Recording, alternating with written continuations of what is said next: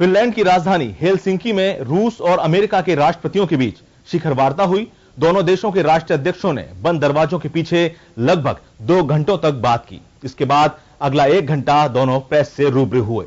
बैठक के पहले डेमोक्रेट्स ने अमेरिकी राष्ट्रपति डोनाल्ड ट्रंप को रूसी राष्ट्रपति व्लादिमीर पुतिन से मुलाकात में कुछ सावधानियां बरतने की हिदायत भी दी।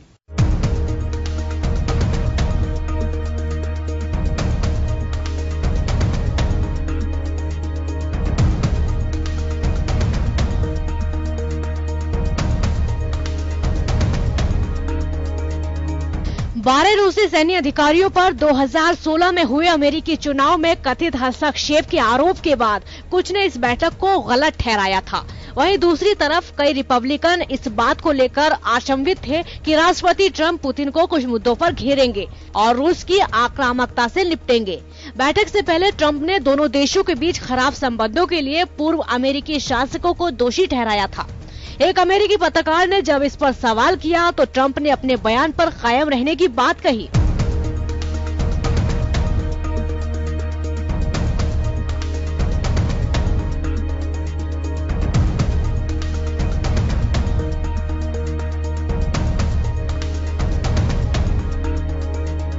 पत्रकार वार्ता में ट्रंप ने कहा कि गलती दोनों तरफ से हुई है। उन्होंने यूक्रेन में रूसी सैन्य भागीदारी, क्रीमिया पर इसका कब्जा, इंग्लैंड में रासायनिक हमले और अमेरिकी चुनाव में रूसी दखल देने जैसे मुद्दों पर कुछ नहीं कहा।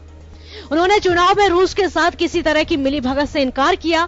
ट्रंप की पुतिन के साथ मुलाकात की आलोचना हो रही है। खासकर वामपंथी झुकाव वाले सांसद इसे शर्मनाक बता रहे हैं।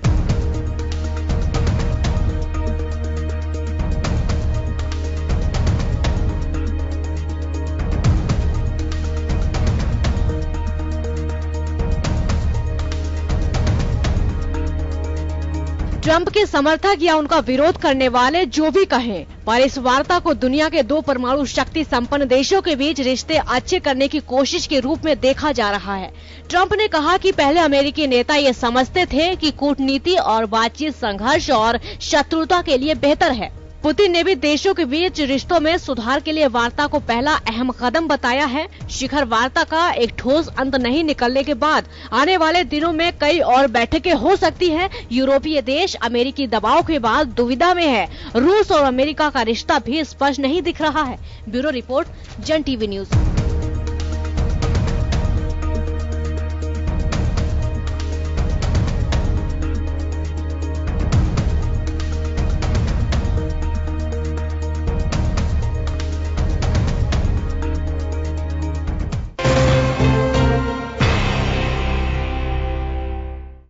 अमेरिकी राष्ट्रपति डोनाल्ड ट्रंप ने आव्रजन अधिकारियों को नया आदेश दिया है।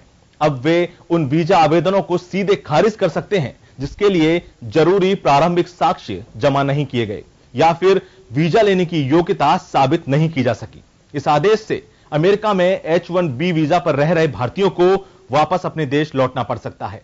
H-1B समेत तमाम वीजा आवेदकों को अब दस्तावेज जमा करने या अपनी योग्यता साबित करने का दूसरा मौका नहीं मिलेगा।